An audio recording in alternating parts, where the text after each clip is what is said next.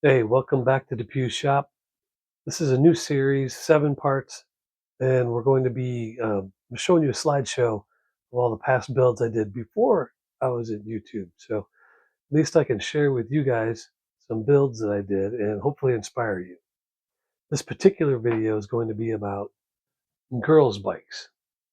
So sit back and enjoy the slideshow. I'm going to talk a little bit about every bike that I did, hopefully keeping 1 bike per minute, so it'll be nice and quick, won't bore you.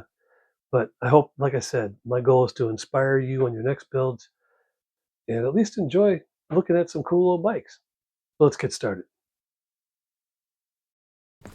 All right, so the infamous step-through girls' bicycle. Somehow I got a hold of a whole bunch of these girls' bikes all at once and tried to restore them all best I could, at least get them back on the road running again. And these are only 5 of them. We're going to go through a couple more, but at the end of the day, there's still, a nice piece of machinery that needs to be saved. The first one here is a Sears, I think it was a Flightliner, probably the coolest girls' bike I've had. And yeah, I actually got that front headlight to work. So that was kind of cool. But yeah, this was mechanically perfect after I was done, and pretty nice overall restoration of a classic.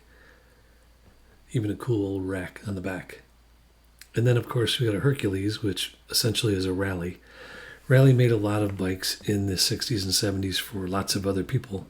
And this is one example of that bike. And, of course, just like every other Raleigh, it's a little tricky to work on. But they're all pretty much the same. We got the Sturmey Archer 3-speed rear hub that you cannot kill. I don't think I've ever seen one die. And of course, all made in England.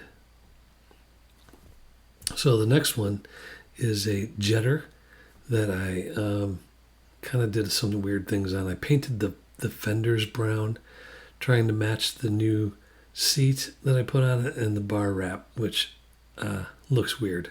I don't think I was ever really too proud of this restoration, but I was trying something different at the time. And the person that I sold it to really, really liked it, and I think still uses it today. It was a good riding bike. Of course, you got a Raleigh Mixty, which had a nice chrome moly frame. I removed the drop bars on this one and replaced it with some straight bars, much more comfortable to ride. It was a nice, light, very good girls' bike. And then we've got the Schwinn Fairlady, which was painted with automotive metallic paint, blue metallic paint, which is actually pretty cool. Had the cool front rack on it, and of course it's just a classic old Schwinn, balloon tire bike. You can kind of see the cool metallic paint on the fenders there. And then of course, you gotta do the old Schwinn Spirit, or Sprint, I guess. This was an absolutely perfect bike when I was done with it. Almost like brand new.